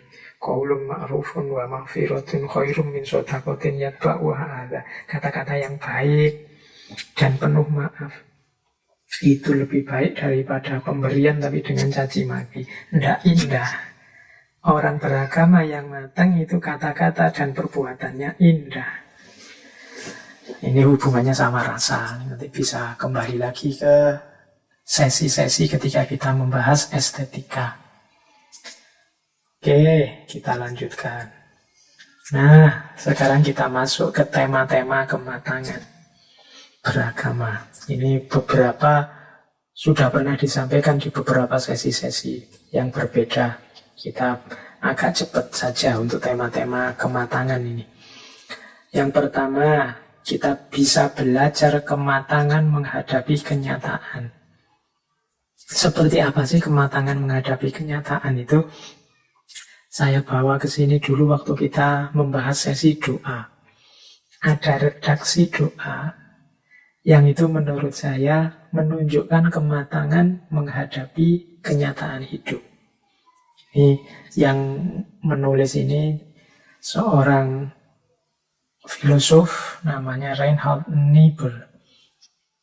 Tuhan, berilah aku keikhlasan untuk menerima segala yang tidak bisa aku ubah, keberanian untuk mengubah segala yang bisa aku ubah, dan kebijaksanaan untuk mengetahui perbedaan di antara keduanya. Oh, ini kan orang yang bisa bersikap semacam ini, itu orang yang matang. Jadi terhadap hal-hal yang tidak bisa diubah, saya ikhlas. Untuk hal-hal yang bisa diubah jadi lebih baik, saya siap berjuang, saya berani mengubah situasi. Dan untuk tahu mana yang harus diubah, mana yang tidak bisa diubah, itu butuh kebijaksanaan, butuh ilmu dan wawasan. Jadi orang beragama yang matang menghadapi kenyataan, itu senjatanya 3. Dia punya kebijaksanaan, berarti wawasannya luas, ilmunya luas. Kemudian dia berani. Jadi, tidak cuma ngomong, tidak cuma pikiran, tapi dia berani mengubah situasi. Khususnya untuk hal-hal yang jadi tanggung jawabnya untuk diubah. Dan yang ketiga, ikhlas. Untuk menerima apa saja yang tidak bisa diubah. Kalau tidak bisa diubah, siap mengikhlaskan. Kalau masih bisa diubah, siap mengubah, menjalankan, berani. Kemudian, untuk membedakan keduanya, punya ilmunya, punya wawasan, dan punya kebijaksanaan. Kuncinya kematangan hidup itu ternyata 3 ini. Bijaksana, berani, dan ikhlas. Ini kalau dihubungkan dengan agama, ya berarti kalau ikhlas, ya tetap segalanya kita pasrahkan pada kehendaknya Allah. Keberanian syaja'ah itu berarti kesiapan kita untuk mendaya gunakan anugerah Allah, tenaga, akal, budi. Dan kebijaksanaan berarti kemauan kita untuk selalu nambah ilmu. Seperti ngaji kita malam hari ini. Oke, tema kedua. Tema kedua tentang takwa. Ini kita mulai masuk ke ayatnya ya. Kan ada ayat, ada hadis, saya bawa ini biar kayak ngaji beneran. Yang kemarin-kemarin kan masih isinya yang pengantar minggu lalu filsafat semua. Nah, sekarang Kita masuk ke ayat-ayat yang menunjukkan kematangan beragama. Jadi menurut saya di antara cirinya orang yang matang beragama itu orang yang takwa. Ini saya ambil dari surat Ali Imran 133, 134. Jadi di situ kan disebut ciri-cirinya orang yang bertakwa. Wasari'u ila maghfiratin mir rabbikum wa jannatin arduhas samawati wal ard uiddat lil muttaqin. Dan bersegeralah menuju ampunan dari Tuhanmu dan surga yang luasnya seluas langit dan bumi, uiddat lil muttaqin, yang dijanjikan pada orang-orang yang bertakwa. Nah, ayat selanjutnya 134 ini kan cirinya orang takwa. Dan menurut saya inilah orang beragama yang matang. Apa cirinya? Yang pertama, alladzina yunfikuna fis-sarra'i wad-dharra'i. Orang yang beragamanya matang itu orang yang mau berbagi dengan sesamanya. Baik dia dalam kondisi longgar, mampu, maupun dalam kondisi sempit. Jadi orang yang beragama matang itu orang takwa. Ciri pertamanya, mau berbagi. Yunfikun itu infak, mau berbagi. Jadi orang yang pelit, orang yang egois, orang yang tidak peduli dengan sesama, dia tidak bertakwa, sekaligus keberagamaannya belum matang. Kemudian ciri kedua, wal kadhiminal ghaidh, orang yang bisa menyembunyikan kemarahannya. Ini sama dengan tadi, orang dewasa itu mampu menahan dirinya. Jadi menyembunyikan kemarahan itu dalam rangka seandainya kita dirugikan orang, dikecewakan orang, marahnya dipending dulu. Karena marah itu kan sering saya jelaskan itu kondisi gelap. Biasanya kalau orang marah itu marah karena kesalahan. Ketika kemarahan itu dilampiaskan, lahirnya kesalahan yang baru, kekeliruan yang baru. Kita marah karena dizolimi orang, kemudian kemarahan itu kita lampiaskan, biasanya lahirnya kezoliman yang baru. Maka wal kadhiminal ghaidh. Ini kata-kata wal kadhiminal ghaidh ini menunjukkan bahwa manusiawi orang itu bisa marah. Tapi tahanlah dirimu untuk tidak serta-merta melampiaskan kemarahanmu. Karena kondisi kemarahan itu kondisi yang ketika akal gelap, pandangan kita gelap. Jangan sampai kita marah, kita kecewa terhadap satu kesalahan, satu kezaliman, akhirnya kita tidak perhitungan, lahirlah kesalahan, kezaliman yang baru. Maka orang yang matang beragama itu wal kadhiminal ghaidh, mampu memendam kemarahannya. Kemudian wal afina aninas, orang yang punya daya maaf kepada manusia yang lain. Jadi orang yang pemaaf, hatinya luas, pikirannya luas, mampu memaklumi kesalahan-kesalahan. Wal afina aninas, mampu memaafkan. Ini penjelasan detailnya seperti apa permaafan itu bisa dicari di sesinya ngaji filsafatnya tentang permaafan. Saya tidak akan ulang, nanti kalian mengeluh lagi. Sudah pernah Pak dijelaskan. Ya saya tidak panjang lebar, kamu cari ketika bagaimana mulia dan utamanya memaafkan itu. Salah satu cirinya orang beragama. Kemudian wallahu yuhibbul muhsinin. Wallahu yuhibbul muhsinin itu berarti Allah mencintai orang-orang yang berbuat baik. Ihsan tadi. Itu di antara orang yang matang dalam beragama itu orang yang ihsan. Jadi menyempurnakan kebaikannya, tidak sekedar melakukan kebaikan yang wajib dia jalankan saja, tapi dia nambah-nambah kebaikan sebanyak mungkin yang dia mampu. Itu seorang muhsin. Itu menunjukkan orang yang matang dalam beragama. Jadi beragama matang itu punya korelasi dengan tingkat ketakwaan. Semakin seseorang bertakwa, semakin matang, semakin dewasa harusnya dia dalam beragama. Mau berbagi, tidak disetir oleh kemarahan, mudah memaafkan, dan selalu menebar kebaikan. Ini orang dewasa beragama sekaligus orang yang bertakwa. Terus selanjutnya, kematangan beragama juga bisa diukur dari keadilan kita kepada diri kita sendiri. Nah, jadi kalau tadi kan hal-hal yang untuk di luar diri, memaafkan orang lain, menahan amarah kita kepada orang lain, berbagi kepada orang lain, berbuat baik kepada orang lain. Lah terus yang kepada diri sendiri, Pak, kematangan beragama itu di antara cirinya juga adil kepada diri sendiri. Jadi justru kalau ada orang menyiksa dirinya sendiri, tidak open, tidak amanah mengelola dirinya sendiri, itu justru menunjukkan dia belum matang juga dalam beragama. Ini saya bawa satu hadis riwayat Bukhari Muslim. Teman-teman yang Muslim pasti pernah dengar hadis ini. Saya bacakan ya, biar ada bunyi hadisnya di ngaji kita. Ijtama'a nafarun faqala ba'duhum ana akumu wala anamu wa qala al-akharu ana asumu wala aftur wa qala tsalis ana la atazawwajun nisa.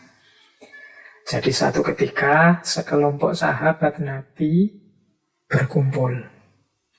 Kemudian ada yang berkata, ana akumu wala anamu, aku akan sholat malam terus sepanjang malam, tidak akan tidur-tidur. Wa qolal akharu, yang lain berkata, ana asumu wala aftur, aku akan puasa terus. Puasa itu kan baik, dan aku tidak puasa. Setiap hari aku akan puasa, wala aftur, dan aku tidak akan buka puasa. Ada lagi yang bilang, ana atazawwajun nisa, ana la atazawwajun nisa, aku tidak akan kawin. Pokoknya aku mau ibadah terus, hidupku aku persembahkan kepada Allah 100%. Tidak ada yang untuk dunia, aku tidak akan kawin. Ini 3 orang ini mungkin yang masih gairah, keagamaannya meledak-ledak, meletup-letup. Semangatnya baru panas-panasnya. Jadi yang satu bilang, aku mau sholat malam, pokoknya tidak ada tidur lagi, goodbye tidur. Aku mau tahajudan terus. Yang satu, aku mau puasa terus. Setiap hari puasa. Yang satu, aku tidak akan nikah-nikah sudah. Biar tidak repot untuk istriku atau suamiku. Semuanya hidupku persembahkan pada Allah. Fabalagha dzalika Nabiyyu sallallahu alaihi wasallam. Maka sampailah hal itu kepada Nabi sallallahu alaihi wasallam. Faqala alaihi salatu wassalam. Kemudian maka Nabi terus bersabda. Jadi hal itu terus sampai pada Nabi. Mungkin ada yang lapor, Kanjeng Nabi, wah itu sahabat-sahabat ini sedang panas, ini ingin ibadah terus ini. Terus sampai pada Nabi. Kemudian Nabi bersabda, ma balu aqwamin yaquluna kadza wa kadza. Apa sih yang terjadi? Apa urusannya sekelompok orang yang berkata begini-begini? Ana asumu wa aftur.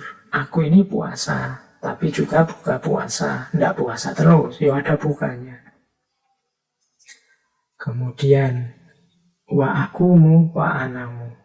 Aku ya sholat malam, tapi aku juga tidur. Tidak sholat terus-terusan.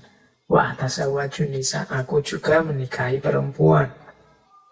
Faman rawiba an sunnati falaisa minni. Barang siapa yang benci dengan tuntunanku, berarti tidak termasuk kelompokku. Oh, ini kalimat terakhir ini agak keras. Berarti memang Kanjeng Nabi tidak senang kalau ada umatnya tidak adil kepada dirinya sendiri.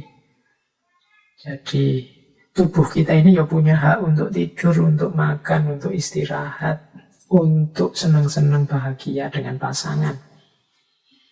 Meskipun ya jangan itu terus. Ya kadang-kadang dipuasai, kadang-kadang jatah tidurnya dipotong sedikit untuk sholat. Ya menikah. Ya kadang ke masjid, kadang ke kamar sama istri. Itu yang manusiawi. Justru yang hidup seimbang manusiawi inilah menunjukkan seseorang matang dalam beragama. Tidak ada yang dizolimi, termasuk dirinya sendiri. Jadi ini tuntunan, salah satu kasus yang menunjukkan bahwa cirinya matang beragama itu adil kepada diri sendiri. Terus, ini kalau kepada diri sendiri. Nah, sekarang kalau kepada orang lain gimana?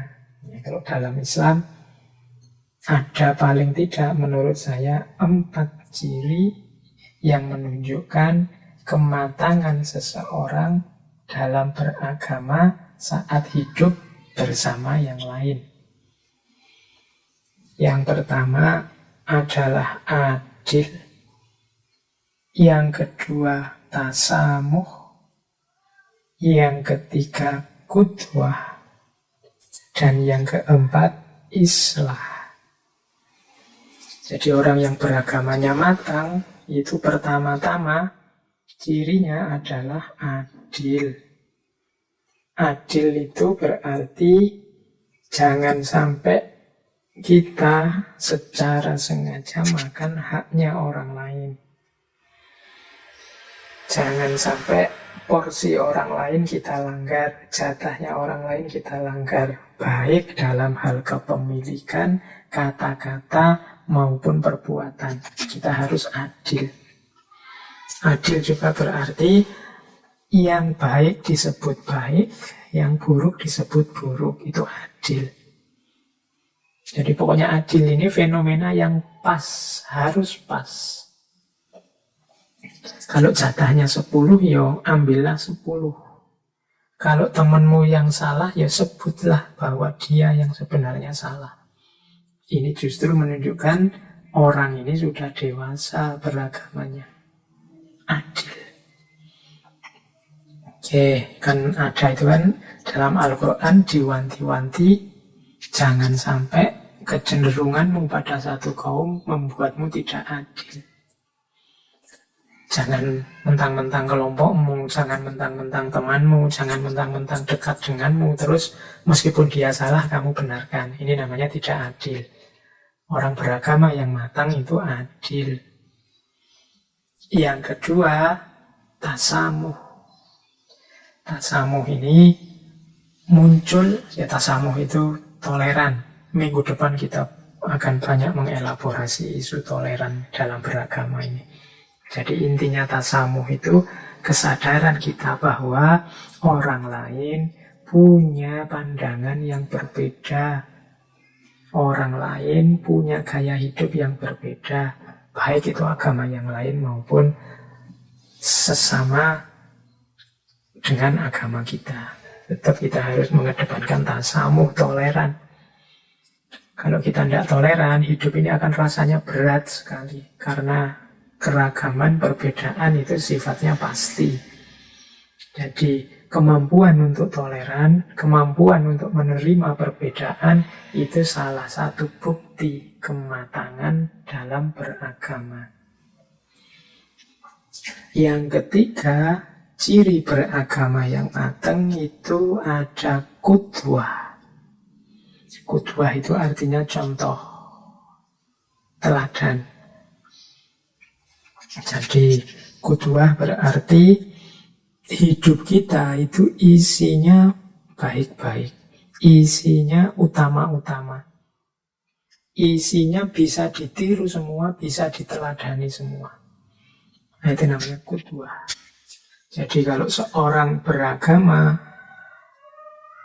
sudah bisa ditiru kelakuannya, kata-katanya, perbuatannya, bisa dicontoh, bisa dijadikan qudwah, menunjukkan bahwa dia sudah matang sebenarnya keberagamaannya. Jadi cirinya qudwah. Kalau dibalik berarti apa? Lakukan segala hal yang menurutmu orang lain layak meniru. Orang lain akan lebih baik kalau meniru yang kamu lakukan. Jadi ketika kita melakukan sesuatu, pastikan bahwa kalau orang niru yang saya lakukan ini, itu baik. Nah, itu berarti menunjukkan bahwa tindakan kita sudah matang, sudah bisa jadi kudwah, sudah bisa jadi contoh. Itu ciri yang ketiga dalam kehidupan bersama. Jadi dalam hidup bersama, keberagamaan yang matang dicirikan antara lain adil, tasamuh, kudwah, dan yang keempat islah. Islah itu artinya perbaikan. Jadi bersama-sama di tengah masyarakat kita semakin baik, semakin baik, semakin baik. Itu namanya islah. Kematangan dalam beragama antara lain dicirikan kesadaran bahwa kita ini belum sempurna. Kita ini masih banyak kurangnya. Maka setiap ganti waktu, setiap berjalannya waktu, kita pastikan yang kita lakukan semakin baik, semakin baik. Kalau ada yang keliru, kita perbaiki. Kalau ada yang melenceng, kita luruskan. Kalau ada yang rusak, kita benarkan. Yaumuhu khairun min amsihi. Ciri muslim yang baik hari ini lebih baik daripada kemarin. Itu salah satu ciri kematangan beragama. Pastikan dirimu adil, pastikan dirimu toleran, pastikan dirimu teladan, dan pastikan dirimu siap untuk selalu lebih baik. Nah, ini 4 ciri karakter kematangan dalam hidup bersama. Kalau ciri untuk hidup sendiri tadi, cirinya hanya adil. Jadi, kalau memang sakit ya berobat, kalau lapar ya minum, kalau ngantuk ya tidur. Nah, itu adil pada diri sendiri. Meskipun tetap kalau itu orangnya matang, ngerti batasnya. Kapan aku bangun, kapan aku tidur, kapan harus puasa, kapan harus berbuka. Nah, ini menunjukkan orang matang beragama. Oke, ini sudah agak banyak materi malam hari ini. Kita lanjutkan ke babak terakhir ngaji kita malam ini. Ambil nafas dulu. Yang mau minum-minum, silahkan boleh minum-minum dulu sebentar. Oke, kita akhiri sesi ini dengan, ini saya ngambil dari mana-mana, tentang kematangan spiritual. Jadi kalau tadi kematangan agama, kita pungkasi dengan kematangan spiritual. Jadi spiritual ini ranahnya lebih ke wilayah batinnya, membereskan diri kita secara spiritual dulu. Orang yang spiritualnya matang, insya Allah nanti keberagamaannya juga dewasa dan matang. Dia akan jadi problem solver, bukan lagi troublemaker. Dia akan memberi solusi untuk kehidupan ini dan bukan sumber masalah. Oke, kita mulai. Yang pertama, kematangan spiritual itu dicirikan ketika kita tidak lagi sibuk mengubah orang lain, namun lebih fokus mengubah diri sendiri. Jadi orang yang matang secara spiritual itu perhatian utama dan pertama adalah dirinya sendiri. Saya ini masih kurang, saya ini masih lemah, saya ini masih butuh perbaikan. Nah, ini menunjukkan orang ini sadar dan matang secara spiritual. Tapi ada kan orang yang sebaliknya, sibuknya selalu nembak keluar. Orang itu ilmunya kurang, orang itu belum sadar-sadar, orang itu masih duniawi pikirnya, orang itu masih ambisius, selalu orang lain. Tadi ada ciri-ciri yang saya sebut, orang dewasa, orang masing-masing itu biasanya kan kita terus nembak keluar. Oh berarti orang itu belum dewasa, oh berarti pimpinan yang itu nggak dewasa. Kita selalu sibuk nembak orang lain. Orang yang spiritualitasnya matang itu fokusnya ke dirinya sendiri. Aku sudah dewasa apa belum ya? Aku ini tanggung jawab apa belum ya? Aku ini sadar diri, tahu diri enggak ya? Aku ini sabar atau siap menerima proses apa enggak ya? Dan lain sebagainya. Nah, orang yang lebih sibuk fokus pada perbaikan dirinya itu menunjukkan kematangan spiritual. Loh, apa menasihati orang untuk orang di sekeliling kita tidak penting, Pak? Penting. Tapi pertama-tama bereskan dirimu sendiri dulu. Itu menunjukkan kematangan spiritual. Nah, ciri yang kedua, menerima diri sendiri dan orang lain sebagaimana adanya. Jadi, kalau ini lanjutannya yang tadi ya, kenapa kita tidak harus sibuk dengan orang lain? Ya, kita terima saja orang lain apa adanya. Kenyataan bahwa orang itu beda-beda ya kita terima, termasuk menerima diri kita sendiri. Banyak orang yang sukanya memarahi dirinya sendiri, yang kecewa terhadap hidupnya sendiri, sehingga dia selalu mempressure, menekan dirinya. Itu kalau tidak hati-hati nanti dari stres bisa jadi depresi, nanti jadi sakit jiwa. Terimalah dirimu apa adanya, juga orang lain. Bahwa kamu kurang ya, bahwa kamu ada kelemahan ya, tapi itu tidak dijadikan alasan untuk membenci dirimu, apalagi mengusir dirimu dari dirimu sendiri. Terimalah dirimu. Dan juga orang lain. Orang lain juga harus kita terima sebagaimana adanya. Itu ciri kedua. Berarti kalau sudah bisa menerima diri, menunjukkan kita sudah matang secara spiritual. Terus yang ketiga, tidak lagi membebankan beragam harapan kepada orang lain dan fokus untuk memberi atau berbagi. Orang yang matang secara spiritual itu tidak banyak membebankan harapan. Membebankan harapan itu, aku ingin engkau begitu, aku butuh ustadz yang begini loh, aku ingin dosen itu menurutku yang baik itu begini loh, aku ingin punya teman itu yang ideal itu begini loh. Jadi kamu membebankan harapan-harapan ideal-idealmu pada orang lain. Ini biasanya terus menyusahkanmu, membuatmu kecewa sendiri. Dan juga jadi beban hidupmu. Misalnya kamu punya ideal teman yang baik menurut saya itu Pak, 1, 2, 3, 4, 5. Jadi setiap kali ada teman baru, kamu bikin rapot untuk temanmu itu bahwa oh dia ini ramah tapi jarang mandi, oh dia ini menyenangkan sih kalau diajak ngobrol, tapi kalau ke warung mintanya ditraktir terus. Kamu bikin rapot terus untuk ideal-idealmu. Ini namanya membebankan harapan kepada yang lain. Kemungkinan lahirnya kekecewaan. Ya pasangan ideal menurut saya ini Pak. Oh itu alamat nanti kalau kamu punya pasangan, kamu akan bikin rapot tentang pasanganmu. Sudah cocok apa enggak sama standar yang kamu buat. Nah, selain menyusahkan juga hanya akan jadi bebanmu. Semakin berat nanti hidupmu. Fokuslah pada memberi, berbagi. Coba kamu teliti dirimu, kamu cek, kira-kira aku bisa berbagi apa pada orang lain, pada lingkungan sekelilingku, mampuku memberi apa. Pak, kalau saya harta tidak punya, Pak, saya punyanya tenaga, ya sudah, sumbangkan tenagamu untuk kebaikan orang lain. Pak, saya punyanya hanya ilmu yang sedikit-sedikit ini, Pak, hanya ngaji Iqra itu loh Pak, saya bisanya. Ya, sumbangkan kemampuanmu ngaji Iqra itu, berbagilah kemampuan ngaji Iqra bagi yang belum bisa ngaji Iqra. Jadi sibuklah dengan apa yang bisa kamu berikan pada orang lain, bukan pada apa yang kamu inginkan dari orang lain. Nah ini orang yang semacam ini kategorinya berarti dia sudah matang secara spiritual.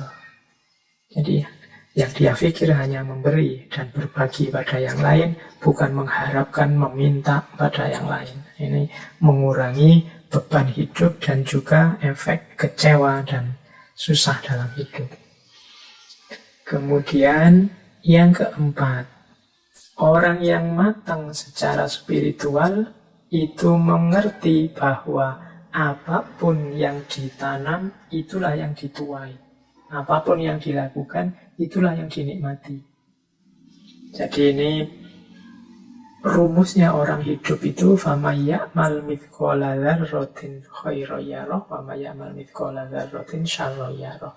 Sekecil apapun kebaikan akan kita nikmati hasilnya, sekecil apapun kejelekan akan kita nikmati juga efeknya. Orang yang matang secara spiritual ngerti benar rumus ini. Makanya dia hati-hati. Jangan sampai melakukan kesalahan sekecil apapun. Eman-eman nanti dengan panennya. Jadi Itu ciri kematangan yang keempat. Jadikan ini rumus hidup. Apapun yang dilakukan akan dinikmati hasilnya. Karena hari ini kan kadang-kadang kita meremehkan tindakan-tindakan kecil yang menurut kita seandainya dosa itu ya dosa-dosa kecil. Alah Pak, cuma ngomong kotor jorok sedikit aja, enggak masalah lah. Yang lain efeknya keakraban yang muncul jadi luar biasa Pak ya, enggak masalah. Yo memang sih kalau kamu lihat efek keakrabannya jadi luar biasa, tapi bisa enggak kamu menjalin keakraban tidak dengan yang itu, yang kamu anggap dosa tapi kecil itu. Buat nyari yang enggak ada dosanya. Kenapa? Karena sekecil apapun kekeliruan, kesalahan akan kamu nikmati, akan kamu panen hasilnya. Alah Pak, nanti tobat juga selesai ya. Tobat urusan yang vertikal. Yang horizontal kadang-kadang tidak tersangka-sangka. Ada, kalau dalam bahasa Hindu ada karma palanya. Jadi ada hukum timbal baliknya. Makanya penting bagi kita untuk hati-hati. Orang yang sudah matang secara spiritual biasanya ini sudah otomatis. Yang kelima, orang yang matang spiritual itu tidak sibuk memamerkan kepada dunia betapa diri ini benar atau baik. Nah, ini mungkin agak berat ya kalau kita hari ini. Hari ini kita dunia pencitraan, dunia medsos, Twitter, Instagram, Facebook, itu kan dunia pamer. Jadi hari ini kita tidak cukup jadi orang baik, tapi juga ingin dikenal sebagai orang baik, bahkan ingin viral sebagai orang baik. Ini sebenarnya secara tidak sadar kita membebani diri dengan 3 hal sekaligus yang berat. Menjalankan kebaikan itu ya sudah berat, tapi kita nambah beban lagi memamerkan kebaikan. Oh, itu tambah beban lagi, ingin menunjukkan. Itu pun kita masih membebani lagi, harus viral ini, harus banyak yang like, banyak yang nonton, memviralkan kebaikan. Kamu capek-capek, tolong di-share ya, tolong ditunjukkan ke sana ya, tolong. Wis, harusnya bebannya cuma 1, melakukan kebaikan saja, kamu nambah jadi 3. Ya sudah. Tidak cerdas, tidak matang secara spiritual. Itu kalau versi ini loh ya, nanti saya jangan dimarahi. Saya cuma mengikuti teori ini. Betapapun memang memamerkan kebaikan itu bukan sesuatu yang positif. Bahwa orang melihat kebaikan yang engkau lakukan tidak masalah. Bahwa orang tahu engkau melakukan kebaikan tidak masalah. Tapi jangan secara sengaja memamerkan kebaikan, menunjukkan pada orang lain bahwa kamu sudah melakukan kebaikan. Tapi saya niatnya Pak, agar orang lain niru saya. Yo alhamdulillah kamu kalau bisa niat seperti itu. Tapi biasanya menato niat itu rumitnya luar biasa. Tidak sadar terselip-selip di situ kamu. Mungkin diam-diam ingin orang lain tahu bahwa kamu itu baik. Kadang-kadang, yo tidak cuma lewat medsos, kadang lewat omongan kan juga begitu. Tidak ada apa-apa, ngomong biasa-biasa, tiba-tiba kamu nambahin. Oh, waktu saya di Singapura dulu. Oh, waktu saya ketemu Menteri Anu dulu. Oh, waktu kamu mamer-mamer jasamu, mamer-mamer kehebatanmu. Oke, ini nanti nyambung dengan ciri selanjutnya, yaitu tidak sibuk mengejar persetujuan dan pujian orang lain. Ini ciri orang yang spiritualitasnya matang. Kita ini sering lebih direpotkan oleh kira-kira orang setuju nggak ya yang saya omongkan, kira-kira orang nanti saya dipuji nggak ya kalau melakukan ini, kira-kira orang cocok nggak ya dengan yang saya lakukan ini. Jadi cocok tidak cocoknya orang, pujian atau celaannya orang, ini sebenarnya menunjukkan kita tidak terlalu yakin dengan kebenaran atau kebaikan yang akan kita jalankan. Harusnya kalau kita sudah mantap, sudah yakin bahwa ini benar, ini baik, sudah saya yakin dasarnya ini kuat, pasti benar, pasti baik. Itu kita tidak akan repot lagi mengejar, mencari, menunggu pujian atau persetujuan orang lain. Terserahlah monggo kalau ada orang setuju atau tidak setuju. Orang mau mencela juga tidak apa-apa, tapi saya yakin ini adalah benar dan baik. Nah, ini menunjukkan orang sudah matang secara spiritual. Kalau masih sibuk menunggu komentar orang lain, kemungkinan kita tidak terlalu yakin dengan kebaikan kita. Atau kalau tidak, saya yakin kok Pak, tapi kok masih nunggu? Nah, itu tadi mungkin ada unsur pamernya. Berarti kamu hanya ingin pamer saja. Oke, ya, pamer juga bukan sesuatu yang positif. Sudahlah, bukan berarti kamu tidak boleh medsosan, tidak boleh upload di Instagram, Facebook, atau WA. Monggo dilanjutkan, tapi tata batinnya dibereskan dulu. Semoga engkau tidak sibuk memamerkan kebaikanmu dan juga tidak sibuk mengejar persetujuan dan pujian orang lain. Karena ini nanti kontraproduktif dengan kematangan spiritual yang sedang kita bangun. Biasanya kalau orang mengejar pujian, kemudian yang datang itu celaan, itu moodmu langsung turun drastis, mengacaukan ritme ketenanganmu, bahkan nanti mungkin menghalangi jalan spiritualmu. Terus, tidak lagi membandingkan diri dengan yang lain, atau sebaliknya, membandingkan yang lain dengan diri sendiri. Banding-bandingan ini biasanya ciri orang yang tidak percaya diri, tidak yakin dengan kebenarannya. Atau kalau membandingkan orang lain dengan diri sendiri, itu biasanya ciri orang yang sombong dan merasa benarnya sendiri.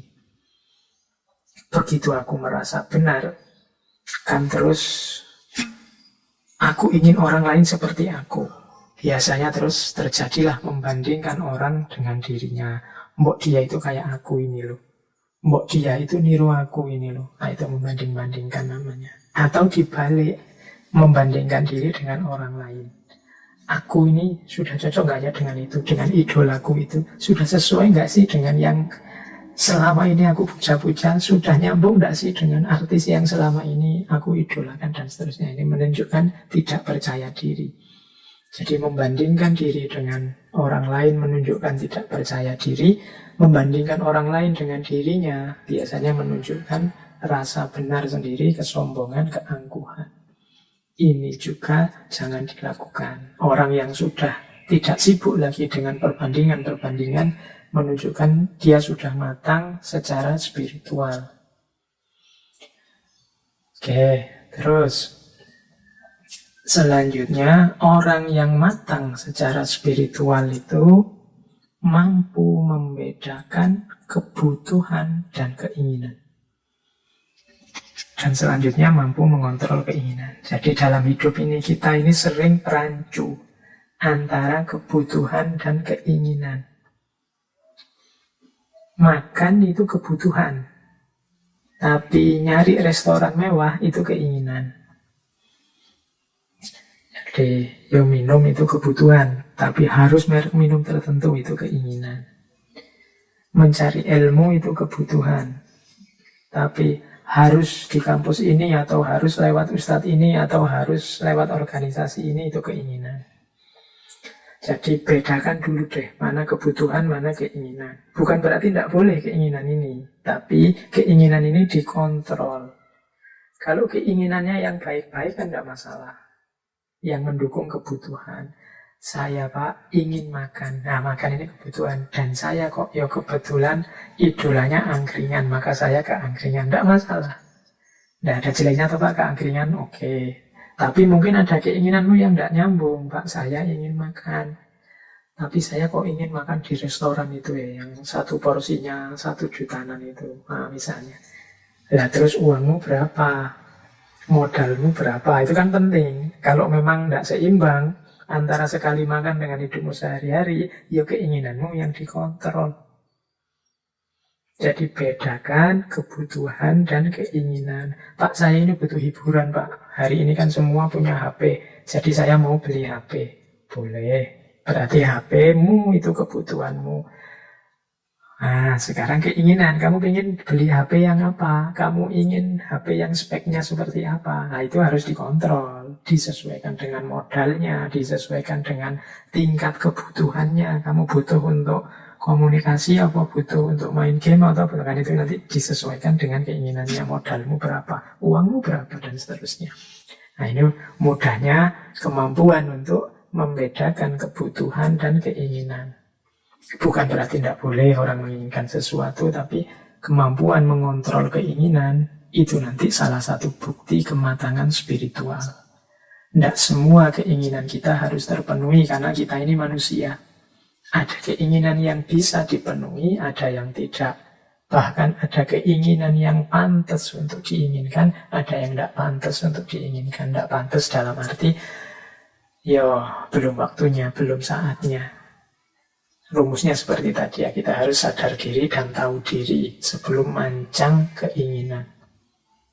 Oke, terus yang terakhir, ciri kematangan spiritual itu tidak lagi menggantungkan kebahagiaan kepada hal-hal yang material. Jadi orang yang spiritualitasnya mantap dan matang, itu kebahagiaannya tidak tergantung pada hal-hal di luar dirinya. Saat ini juga, detik ini juga saya bisa bahagia. Apapun yang saya miliki, materi apapun yang nempel pada saya. Itu namanya tidak menggantungkan kebahagiaan kepada hal-hal yang material. Nah, ini bisa dicek lagi di sesi filsafat kebahagiaan. Itu hampir semua tokoh filsafat kebahagiaan yang kita angkat itu tidak lagi menggantungkan kebahagiaan kepada hal-hal yang material. Dan justru itulah cirinya kematangan spiritual. Baik, teman-teman, saya kira mungkin itu ya materi untuk malam hari ini. Sebagai catatan terakhir dari sesi kematangan beragama ini, pertama-tama harus kita sadari bahwa menuju kematangan beragama, kematangan spiritual, ini butuh proses. Jadi butuh waktu, butuh level-level tindakan, tingkatan-tingkatan yang harus kita daki. Tidak ada yang instan.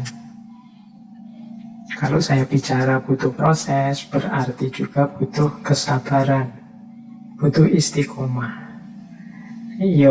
Saya sendiri juga tidak berani mengklaim saya sudah matang secara agama, sudah dewasa beragamanya, sudah matang spiritualnya. Tapi kita bareng-bareng berusaha. Termasuk ngaji kita malam hari ini kan upaya untuk kita meniti jalan untuk semakin baik, semakin dewasa dalam beragama. Jadi tidak instan. Biasanya yang muda-muda itu kan pinginnya cepat, langsung, saya ingin langsung spiritualitasnya matang Pak. Itu biasanya terus tengah jalan ngelukro, tengah jalan susut semangatnya karena merasa wah kok berat Pak, kok susah Pak ya. Karena apa-apa ada tangga-tangganya yang harus didaki.